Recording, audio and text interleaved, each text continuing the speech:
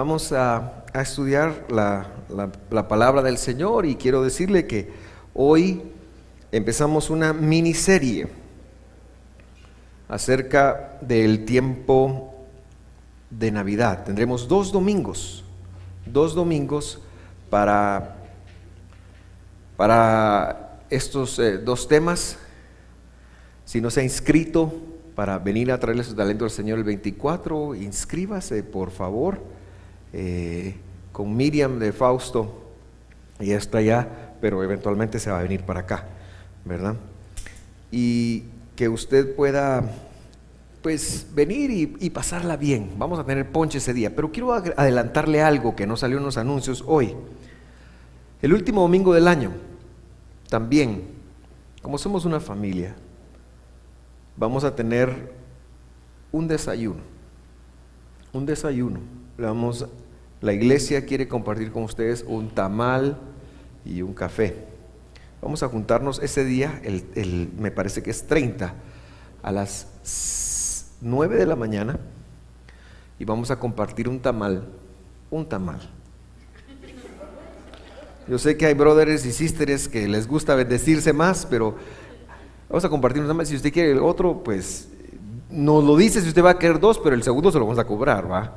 Pero un tamal, eso es una bendición que empezamos el año pasado, que queremos compartir con ustedes. No lo queremos cobrar, pero sí queremos pedirle algo, que usted pudiera traer un postre para compartir al final del servicio. Entonces, tomamos un tamal con café o con lo que usted lo tome. De hecho, vamos a tener jugo, creo yo también. Y al final del servicio vamos a salir y vamos a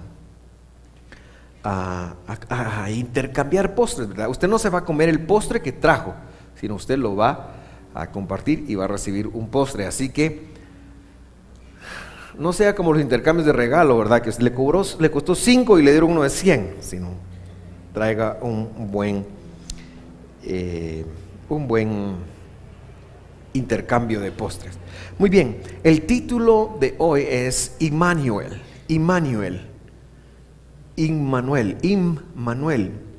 Y no es tan solo un título bonito, sino es una palabra en hebreo que quiere decir con. En hebreo en hebreo con se dice im. Man, nosotros. Con nosotros, Él es Dios. Cuando usted vea la terminación Él, es la terminación Dios. Con nosotros, y en hebreo el verbo cero estar no se usa, fíjese, se da por sentado que así es. Entonces, ahí dice, con nosotros Dios es. Eso es lo que dice. Y esa es la intención, pero no lo traducen así. Traducen con nosotros, Dios está con nosotros. Y yo quiero descifrar de esta palabra algo que estoy seguro va a bendecir su vida. Vamos a empezar en la escritura, en el capítulo 7 del libro de Isaías, que es donde originalmente encontramos esta promesa y esta expresión. Isaías capítulo 7, versículo 13, dice de la siguiente manera: Entonces Isaías le dijo, escuchen bien, ponga atención, voy a decir algo importante, es lo que está diciendo Isaías. No se distraiga, escuche bien. Ustedes de la familia real de David. ¿A quiénes le está hablando? Le está hablando al rey Acaz y a sus hijos. ¿Y qué sucedió? Era un evento muy particular. No podemos entender la Biblia fuera de su contexto. ¿Y qué pasó?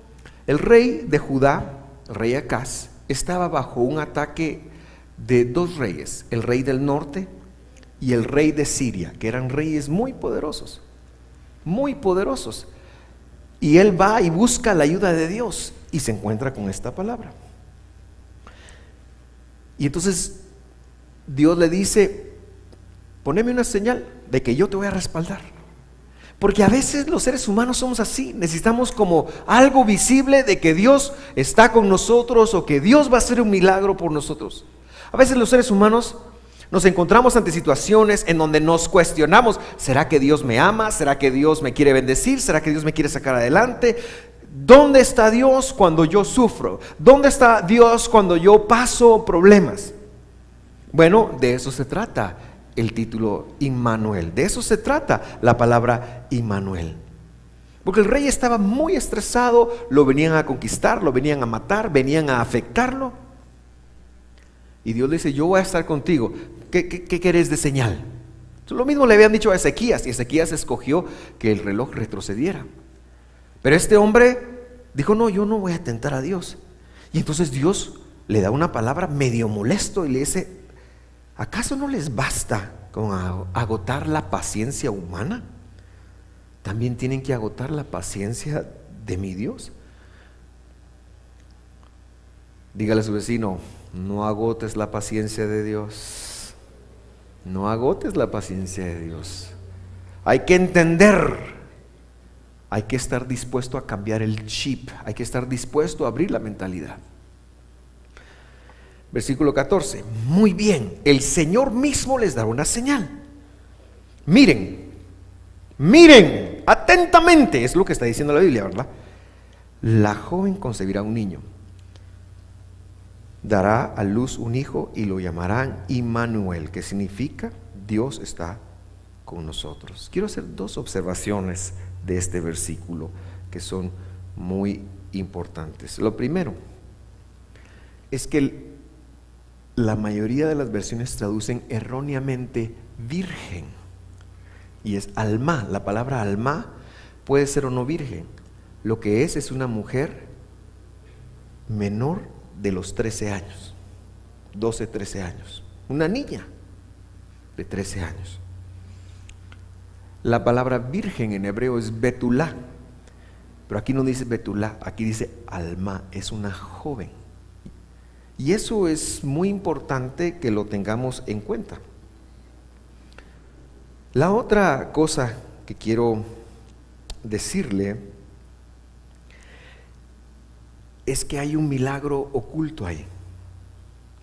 Ese niño existió más o menos 600 y pico años antes de Jesús. Esa promesa se cumplió ahí.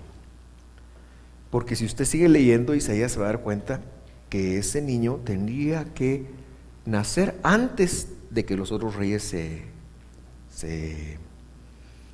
antes de que los otros reyes se retiraran. Pero yo quiero que note que la promesa que Dios le da a ellos, esta Immanuel, es: Dios con ustedes es o va a ser. Y Él les está diciendo que a partir de ahora ellos van a poder tener una nueva forma de enfrentar las cosas. ¿Cómo enfrentamos nosotros las cosas? Inmediatamente cuando tenemos cualquier tipo de reto, contabilizamos los recursos que tenemos. Si tengo que pagar algo y no tengo la plata, entonces empiezo a pensar: ¿dónde está el cochinito? Si ya me troné el cochinito, empiezo a pensar a quién voy a sangrar, etcétera, etcétera, ¿verdad? Yo empiezo a contabilizar con mi mente.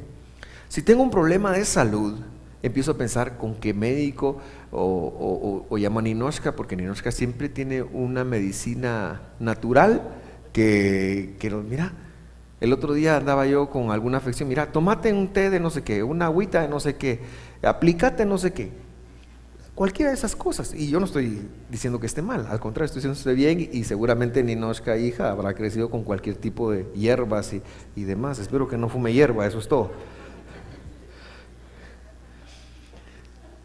¿verdad? Pero lo que quiero decir es que nosotros empezamos a ver cuando tenemos cualquier tipo de reto, cuáles son los recursos con los que contamos para enfrentarlo. La palabra que Dios está diciendo es que el primer recurso que ahora tendremos, y es una señal, es que Dios es con nosotros para enfrentar cualquier situación. Y eso es lo que Él deja. Sin embargo, el Evangelio mejora, quizás no mejora, pero interpreta esta promesa de una manera impresionante, porque el Evangelio, las buenas nuevas, lo que Dios le entregó a Abraham originalmente, que pasó por toda la Biblia, pero que Jesús y Pablo, sobre todo Pablo y Jesús, interpretaron magistralmente, es cómo administrar las promesas de Dios. Hemos hablado ya que la Biblia contiene promesas y procedimientos. Promesas y procedimientos. Los hebreos estaban concentrados casi que exclusivamente en los procedimientos y se olvidaban de la promesa, ¿verdad? Y por eso es que a ellos les costó mucho reconocer a Jesús, aunque los primeros que lo conocieron todos eran hebreos. Entonces, aquí el Evangelio viene y Dios lo da por medio de Jesús, por medio de Pablo, para interpretar la correcta administración, cómo hacer que las promesas de Dios, conjunto con los procedimientos, se vuelvan una realidad. Entonces el Evangelio lo plantea así. En Mateo capítulo 1, usted va a ver el choque que Dios tiene con José. En Lucas usted va a ver cómo fue que le fue a Miriam. Miriam es María, su nombre original era Miriam, ¿verdad? Así se llamaba, ella no se llamaba María, o Mary, o ella se llamaba Miriam. Le cambiaron de nombre, no sé por qué, cuando lo trajeron. Yo prefiero decirle Miriam.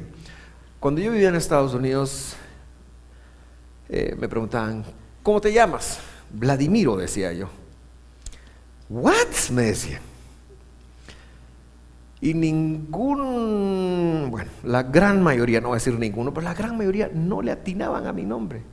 Es más, yo voy a una gasolinera y pido una factura, Vladimiro Vázquez, ¿qué me dijo? Me dice, me han puesto Ramiro, Clodomiro, Casimiro, que ahora cuando tengo que decir mi nombre por una factura digo Efraín, es más fácil. Y todavía me ponen Efrén, me pusieron el otro día. Sí, es complicado. El nombre es importante. Mis amigos, los que he conocido acá, cuando me presento, ¿sabe cómo dicen? Vladimir, me dicen. Con O al final. Vladimir con O al final, me dicen. No es Vladimiro, es tan fácil decir Vladimiro. ¿Por qué tiene que decir Vladimir? ¿Verdad? Imagínense cómo se dirá Miriam. Se llama Miriam. Pero decimos María. Entonces, no importa, yo solo los digo, pero yo lo voy a decir Miriam, para que usted sepa, si le quiere decirle María, está bien, ¿verdad? Pero ella se llamaba Miriam. Así que en Lucas, Dios trata con Miriam. En Mateo, Dios trata con José, perdón. Y el nacimiento de Jesús el ungido, de Jesús el Mesías, de Jesucristo, fue como sigue. Estando su madre, Miriam, desposada. Esta es una figura que a nosotros nos cuesta entender. Porque ¿sabe cómo nos desposamos aquí en Guate? Me gusta que a chavita, me la cantineo, me la casaqueo y de repente un día le saco el sí. Y ya. Eso es desposar acá. Pero en la cultura bíblica y en muchas culturas orientales todavía, es un negocio que se da entre padres. El padre del novio, del muchacho, va y arregla un matrimonio y hace un contrato nupcial. Esa es la figura de estar desposado. Era prometida, pero era prometida con plata en mano. O sea, el padre, cuando iba a hacer el negocio con el padre de la muchacha, llevaba una dote. Aquí está el pisto. Entonces la mujer no se podía casar. Si la mujer se casaba o salía encinta de algún otro bandido, se consideraba un adulterio. Ese fue el problema que Miriam enfrentó. Entonces, ella estaba desposada con José. Esta figura desposada también solo se miraba en el primer matrimonio, antes de que se consumara el matrimonio, lo que quiere decir que María era Alma, era una joven, pero también era una Betulá, era una virgen. María sí era una joven y era una joven virgen. Y déjeme decirle algo más de Miriam. Según los estudios que se han hecho, también era hija de sacerdotes. Según los cánones, el papá de ella es Miriam, el papá de Miriam es Joaquín, y Joaquín fue un sacerdote de la línea levítica. Así que no escogió Dios a cualquier persona, sino una mujer muy preparada, una mujer muy bendecida, una mujer que estuvo dispuesta a ser avergonzada, a ser rechazada, a ser apedreada incluso, porque la voluntad de Dios se cumpliera en ella. Entonces tenemos que tener solamente palabras de respeto para Miriam. No la podemos ensalzar más de eso, porque ella fue un vientre alquilado por Dios. Ella no es Dios, ella es humana, y tenemos que tener ese equilibrio para respetarla, pero jamás ni llegar a venerarla ni nada de eso, porque eso es idolatría. Jesús es Dios, Jesús es Dios. Miriam humana,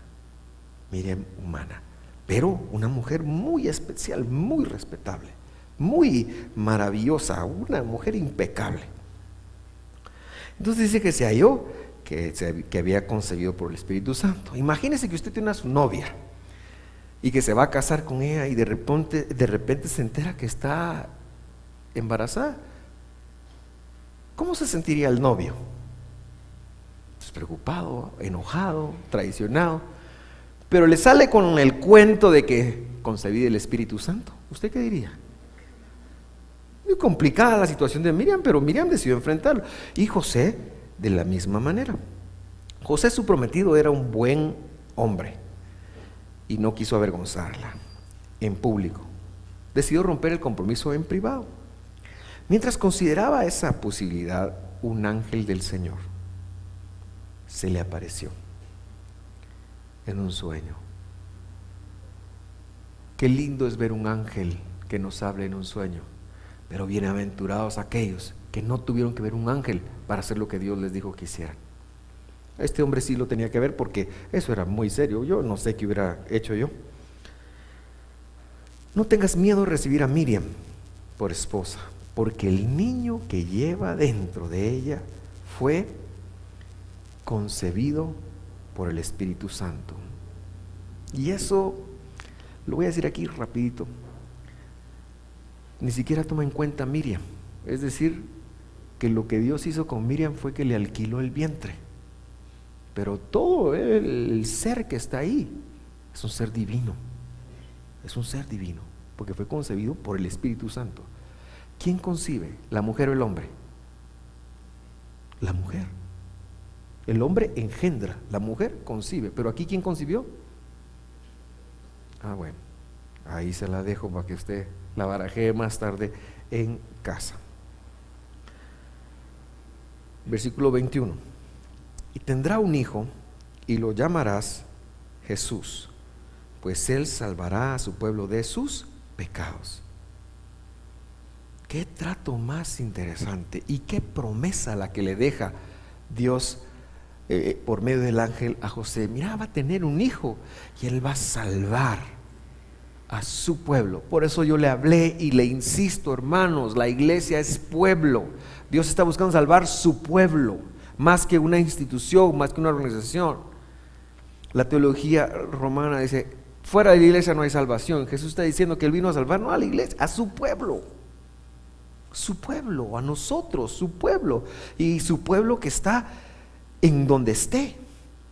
Dice, él salvará a su pueblo de sus pecados. Los pecados, hermanos, es el peor de nuestros flagelos, es el peor de nuestros problemas. El pecado, el quebrantamiento de las reglas de Dios, la omisión de los mandamientos de Dios. Es decir, el pecado no es lo que yo pienso que el pecado es. Todos tenemos una idea distinta del pecado. El pecado es hacer cosas malas. He escuchado yo esta definición. No, el pecado es fallar el blanco de lo que Dios, del estándar de Dios. Eso es lo que quiere decir la palabra jata, pecado. Pecado no es lo que yo pienso, es que eso es un pecador. No, hermano.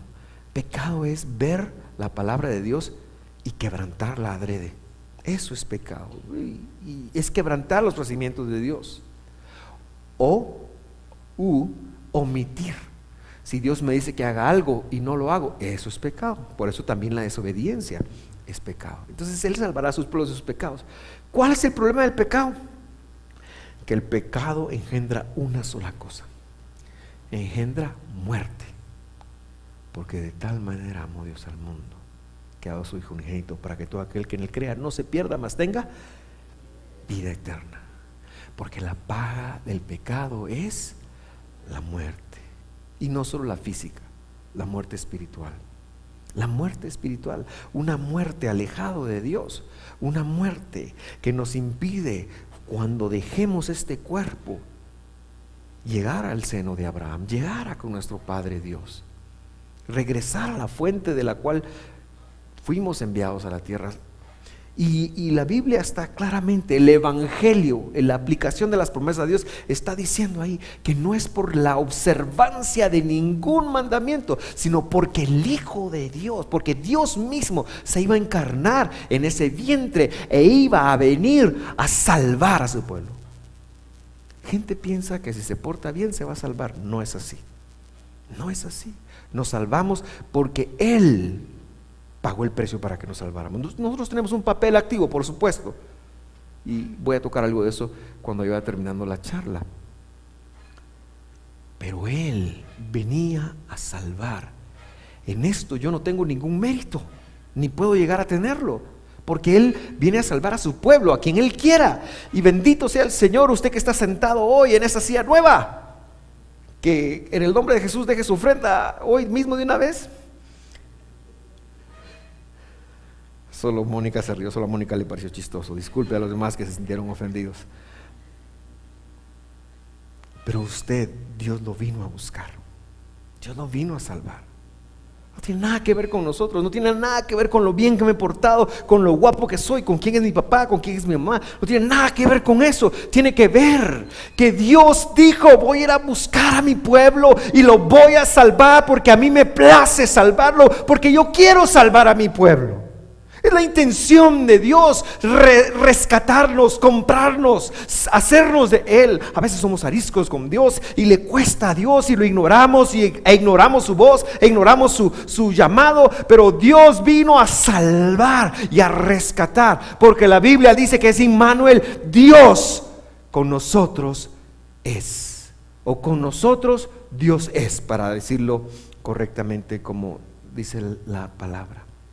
Es lo mismo, Él vendrá a rescatar a su pueblo de sus pecados. Pero sigamos leyendo.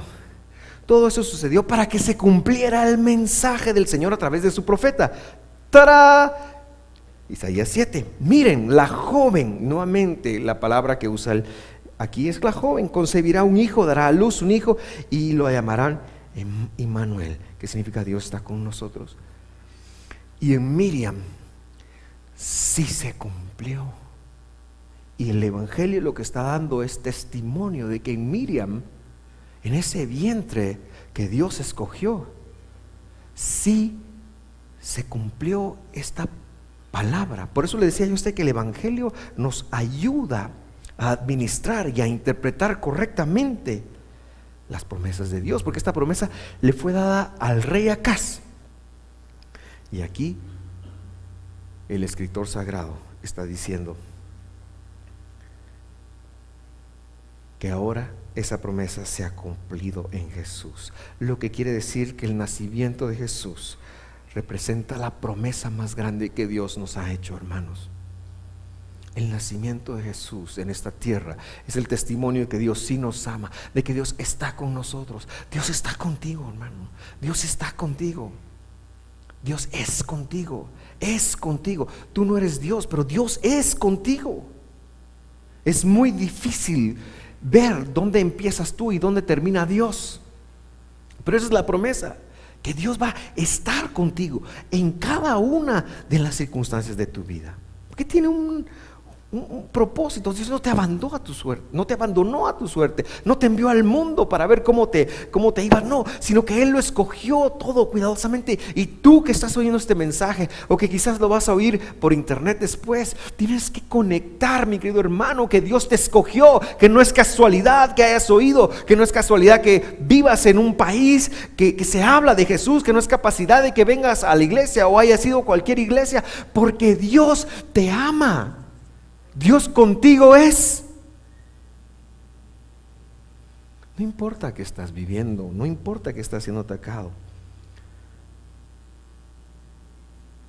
Cuando tenemos conflictos y problemas nos han enseñado que la salida es la oración, y tienes razón. Y cuando oramos, con este versículo podemos captar y conectar que Dios ya respondió nuestras oraciones. Dios es contigo. El poder de Dios, la visión de Dios, el amor de Dios, todo lo que es Dios es contigo, hermano. Es contigo. Yo sé que usted ya está pensando, sí, pero yo no lo veo. Ya voy a llegar a eso. Yo no lo veo. ¿Por qué? ¿Dónde está Dios cuando yo sufro? ¿Dónde está Dios cuando no me alcanza? ¿Dónde está Dios cuando tengo problemas en la casa? ¿Dónde está Dios? Hay una parte de ti que, aunque tú seas muy, muy creyente y muy firme y de mucha fe, pero hay una parte de ti que se pregunta eso cuando estás pasando circunstancias difíciles. Yo quiero entrarle un poquito a eso. Es un tema difícil. Y quizás la mejor forma, no la mejor forma, pero una de las mejores formas es que lo conectemos analizando un caso específico.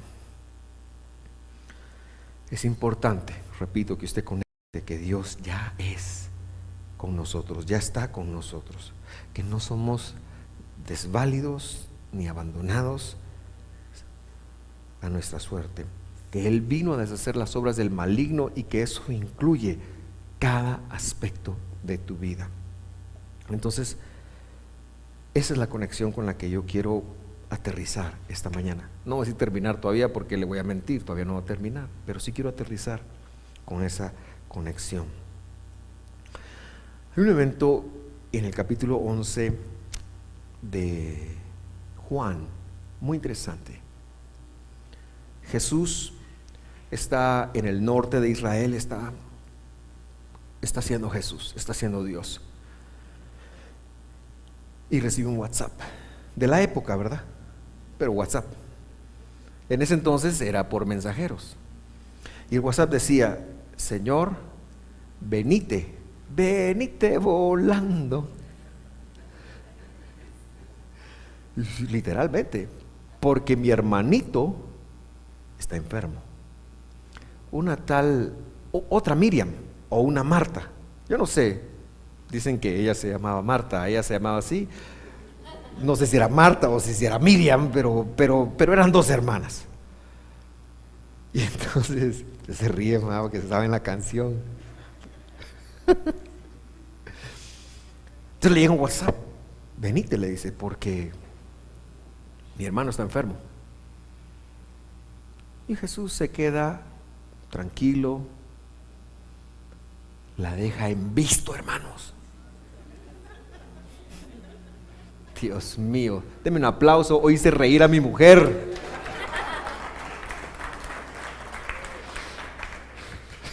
Ya la puse brava otra vez. La deja en visto, ni le dice nada, no le responde nada. Y le dice a sus amigos, muchachos, les dice: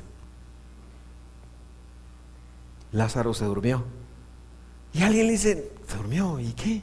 Todos nos dormimos, voy a despertarlo. No le entendieron. Lázaro murió. ¿Usted nunca se ha sentido así? Que usted le pidió a Dios algo que tenía una fecha de cumplimiento y de pronto no pasó. Yo sí me he sentido así. Yo necesitaba, y tengo algunas quejas que mi alma ha llegado a albergar. Estoy trabajando en soltarme de esas cosas porque Dios con nosotros es. Y tengo que ser consecuente con lo que estoy predicando. Y entonces, Él baja, Él desciende. Y cuando Él llega, Lázaro está, en mi tiempo, en nuestro caló, decíamos tísico. Mi mamá dice que tísico era enfermo. Para mí un tísico era se murió. Lázaro está en la tumba. Mi papá tiene otro su dicho: ya muerto uno, ¿para qué quiere la vida?, dice.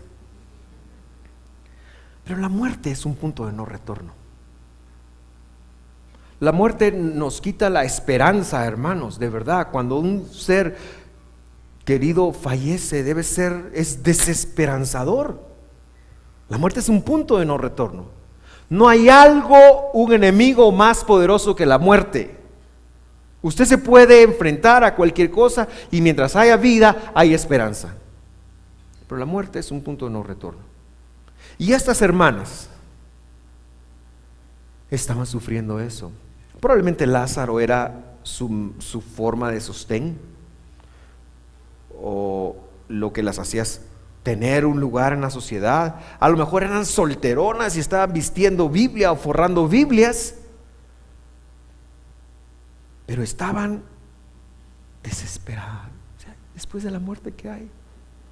Tanta miseria. ¿Cuándo voy a volver a ver a Lázaro? ¿Y ahora qué? No se mencionan a sus padres, probablemente eran huérfanos los tres. La muerte es seria.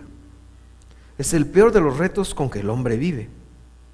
Pero aquí no está un hombre, aquí está Dios con nosotros. Y eso es lo que tenemos que empezar a conectar. No importa si tu Lázaro se murió, no importa si ha pasado algo que tú perdiste la esperanza, no importa si muchas veces le has pedido a Dios algo sobre lo que estás creyendo y no está pasando, no importa. Hermano, yo estoy aquí para decirte que hay una esperanza, que hay algo que Dios todavía puede hacer. Mientras tú no te mueras, todavía hay algo, un propósito, una palabra, algo que Dios quiere hacer con tu vida. Todavía Dios quiere manifestarse en ti. Todavía Dios es un Dios de milagros. Todavía Dios te puede levantar, todavía Dios te puede usar, Dios te puede bendecir. No permitas que nada en ti se muera. No permitas que algo en ti se muera, sino que haz tu esfuerzo, porque Dios con nosotros es. Que nuestros Lázaros no se nos mueran, que nuestros sueños no se nos mueran, y sobre todo que el llamado que Dios nos hizo, el propósito de Dios por el cual te envió a esta tierra, que no se muera. Para estas mujeres se murió. Y usted conoce la historia. Jesús se encuentra con una, se encuentra con otra, luego llora, y antes de llegar aquí dice que está enojado. El Señor tenía emociones, está enojado, dice la Biblia. Y entonces llegamos al versículo 39. Se para frente al sepulcro y dice: corran la piedra a un lado. Entonces Marta, pues yo ya veo que ella se llamaba Marta, ahí está, la hermana del muerto, ¿qué dice? Protestó. Dios quería hacer algo y ella estaba protestando. Dios quiere hacer algo en tu vida, pero tú a veces te encuentras protestando. Dicen que nosotros los cristianos evangélicos somos protestantes. ¿Protestantes de qué? Debemos de dejar de protestarle a Dios. Ella le protestó. Señor, hace 4 días que murió. Debe oler espantosamente, o debe haber un olor espantoso. Y esto hay que explicarlo, porque Marta no le está hablando del olor como tal. Hay 2 cosas que usted necesita saber. Número 1, la Biblia dice que el peor impurificador de todas las cosas es la muerte. Por eso no es bueno tocar cadáveres de animales ni cadáveres porque si algo impurifica es la muerte. Y la Biblia misma en Levítico hablaba, antes de que apareciera el cumplidor de toda la Biblia, hablaba de que solo había una forma de purificarse. ¿Sabe usted cuál era la forma de purificarse de la muerte? ¿Alguien lo sabe? Hay que leer Levítico, señores, con atención. Había un mandamiento que se llamaba el mandamiento de la vaca roja. ¿Lo han oído hablar? ¿No? Bueno, ahí está en la Biblia. Esta gente tenía que quemar esa vaca y esa agua purificaba. Porque la muerte es el peor impurificador que hay. Pero eso era importante. Marta, no se quería impurificar, no quería impurificar al Señor, no quería que algo así pasara. Sin embargo, Él, entre las cosas que Él cumple ese mandamiento de una vez y para todas. Lo que purifica de la muerte es la sangre de Jesús. Es el Cordero de Dios. Con todo respeto lo digo, Él es como ese mandamiento de la vaca roja. Dice que los judíos están esperando la vaca roja y han contabilizado desde que se dio la primer vaca roja ahí en el desierto, han contabilizado 10 vacas rojas. Y que de repente sale una vaquita roja y le encuentra un pelo negro y se fregó todo. Pobrecitos. Nosotros sabemos que ese mandamiento Jesús lo cumplió en el madero. Él fue el Cordero de Dios que quita el pecado del mundo, porque Él no tenía un solo pecado. Entonces eso es lo primero. Pero la otra cosa que Él trata con esto es que había una creencia farisea. Óigame, la creencia farisea. Así pensaban los del primer siglo. Eso es lo que pensaba María, eso es lo que pensaban los fariseos, es lo que pensaban los judíos en general. Los judíos pensaban que cuando una persona fallecía, y por eso los velaban los primeros 3 días, su alma, su espíritu o la parte inmaterial se quedaba dando vueltas o se quedaba en el ambiente, y entonces ellos no lo enterraban antes de 3 días. Porque ellos, y eso, las especias y los olores y todo lo que le colocaban, porque ellos querían y le rogaban a Dios un milagro. Solo enterraban a alguien después de 3 días de muerto, porque era la creencia que el alma se quedaba. Y Jesús está corrigiendo esa creencia, está ubicando a los fariseos, porque ellos pensaban que no había un punto de retorno después del 3er día, y por eso se tardó el tiempo que se tardó para decir que Él gobierna sobre la muerte y sobre cualquier estructura religiosa, porque Él es Dios. Él es Dios. Entonces Él se voltea con Marta, que Marta le acaba de decir eso, y le responde esto. Y aquí está el secreto, hermanos, de cómo nosotros podemos aprovecharnos que con nosotros Dios es. Jesús respondió: ¿no te dijes que si crees verás la gloria de Dios? La condición es la fe. Ahora, déjeme explicarle, porque no es cualquier fe. Nosotros hemos escuchado de la fe como un ejercicio mental de erradicar la duda. Esto es muy importante y este es el núcleo de la prédica. Hemos pensado que fe, cuando la Biblia habla de fe, está hablando de, no, yo voy a creer, me voy a concentrar y voy a creer, y aunque yo no lo vea, voy a creer.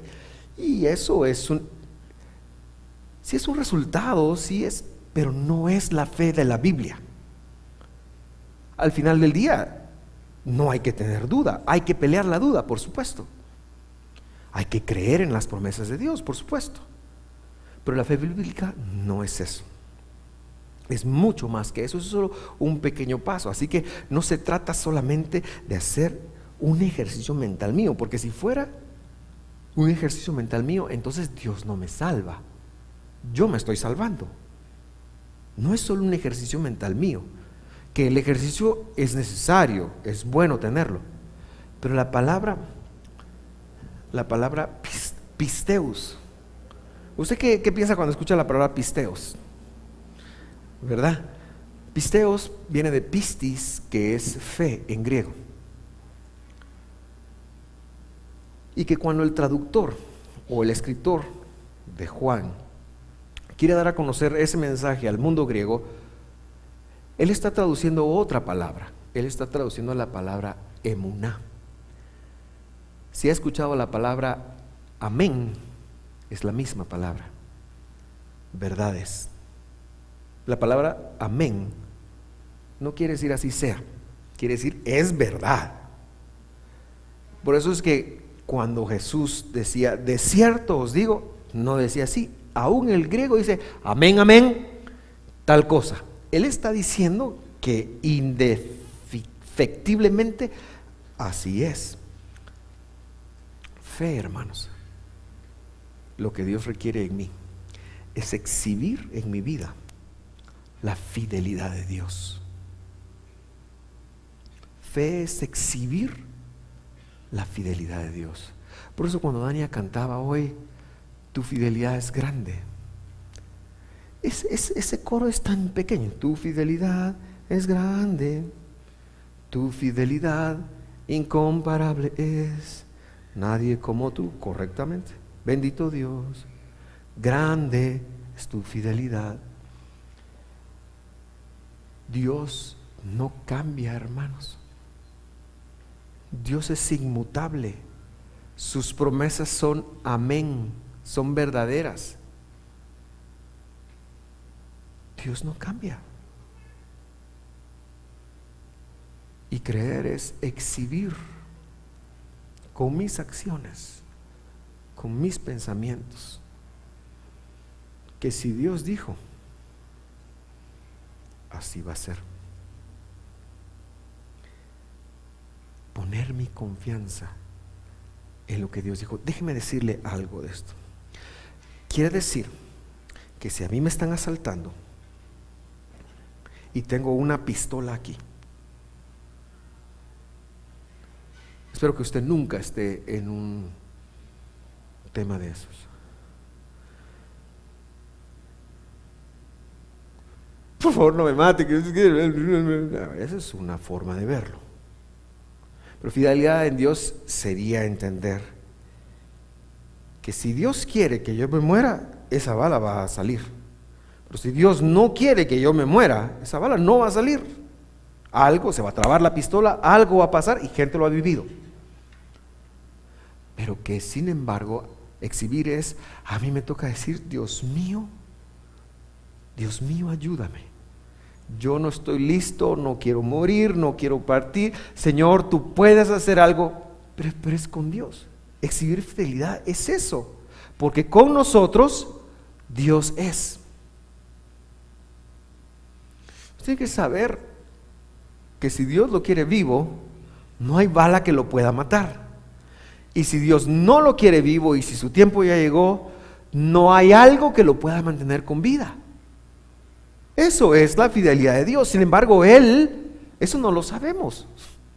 ¿Cuántos años nos va a dar? No lo sabemos. Pero se lo tenemos que pedir, lo tenemos que esperar de Él. Exhibir es eso. Y eso usted lo puede aplicar a sus finanzas, usted lo debe aplicar a su salud. Porque el que manda es Él. Él es el que manda. Es con Dios, el negocio es con Dios. Exhibir fidelidad es entender que el tema es con respecto a Dios, porque con nosotros Dios es. Porque Dios no es ajeno, porque Dios no está lejos, porque Dios no está ausente, sino con nosotros Dios es. Y entonces, si no te he dicho que si crees, que si exhibes fidelidad, verás la gloria de Dios, verás tus respuestas, verás eso. Pero ese es un ejercicio. Eso es un proceso. Eso no pasa de la noche a la mañana. Usted no pasa de primero a la universidad en un año, de primero primaria a la universidad en un año. No, eso es un proceso en donde vamos aprendiendo poco a poco a exhibir fidelidad, porque Dios está con nosotros y no miente. Y quizás la fidelidad, el exhibir la fidelidad en primero primaria es distinta, va a ser distinta a cuando usted llegue a la universidad. Seguramente que así es. Así que donde usted está en este momento, en lo que está o esté rodeando su vida en este momento, el punto es aprender a exhibir fidelidad, aprender a depender de Él. Este concepto me cuesta, llevo estudiándolo como un año, hasta hoy estoy como tratando de explicarlo, porque pero yo necesito hacerlo, y seguramente en la medida que yo lo voy explicando lo voy a entender bien, porque no lo tengo claro completamente, se lo tengo que admitir, pero es mucho más que una fe mental. Dios, yo puedo. Es bueno pensar que uno puede, por supuesto, no estoy en contra de eso, pero la fe bíblica es saber que todo depende de Dios. Y a mí me toca pedirle y Él va a responder, ¿verdad? Entonces, si yo tengo una enfermedad y no sano y yo le pido, tengo que exhibir fidelidad, porque eventualmente, si yo soy fiel en lo poco, voy a ver la gloria de Dios. No te he dicho que si exhibes fidelidad verás la gloria de Dios. Es lo que Jesús le está diciendo a Marta. No te he dicho. Y Marta está así como, no, ya apesta, huele, ¿qué vas a hacer? Dios mío, encima de todo que no viniste a tiempo, ahora nos vas a humillar frente de todos. ¿Qué? Mira, voy a contar una historia. True story, historia verdadera. Pasa en las películas, pero yo viví. Un hermano en los años 80, él piloteaba un avión y lo bajaron los guerrilleros. Y entonces a la iglesia donde yo asistía, lo llevaron porque lo iban a resucitar. Y mire, se volvió un problema porque el hombre no resucitó. Después de ahí fuimos al cementerio a enterrarlo. O sea, para mí fue muy confuso. Después otro día yo estaba en un velorio y yo sentí que Dios dijo, anda ahora para que resucite el muerto. Y usted sabe cómo me quedé yo, ¿ah? Pero yo dije, prefiero ser obediente, eso sí, obediente pero no baboso. Entonces llegué y la caja estaba por ahí, va. Señor, en el nombre de Jesús, levántalo. Padre, ya cumplí, me lavé las manos y me fui. Pero yo me quedé con mucha vergüenza. Yo me quedé como que le había fallado a Dios y con mucha culpabilidad de que si esa persona, ya ni me acuerdo quién era, pero si esa persona no había resucitado, había sido mi culpa.